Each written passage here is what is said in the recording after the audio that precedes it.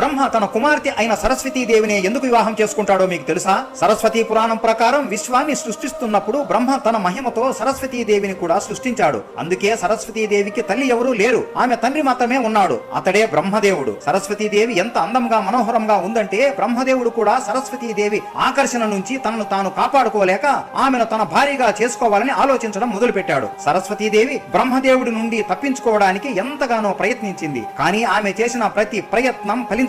అందువల్ల ఆమె తన తండ్రిని వివాహం చేసుకోవాల్సి వచ్చింది. ఎంతో మంది దేవతలు బ్రహ్మదేవుడిని అడిగారు, ఇలా చేయడం తప్పు కదా అని. కానీ బ్రహ్మదేవుడు, ఈ లోకంలో నేను ఒక్కడనే జీవించలేను, అందుకే నా కుమార్తె అయిన సరస్వతీదేవిని వివాహం చేసుకున్నాను అని బదిలిచ్చాడు. తరువాత వారిద్దరికీ మను అనే కుమారుడు కూడా జన్మించాడు. మనువునే ఈ భూమిపై మొట్టమొదటి వ్యక్తి అని ఎన్నో గ్రంథాలలో ఉంది. అలాగే మను వేదాలు, సనాతన ధర్మం మరియు అన్ని భాషలను అతనే రచించాడు అని చెప్పుకుంటారు. మీరు ఏమంటారు? బ్రహ్మదేవుడు చేసింది కరెక్టేనా? కామెంట్స్ రూపంలో తెలియజేయండి.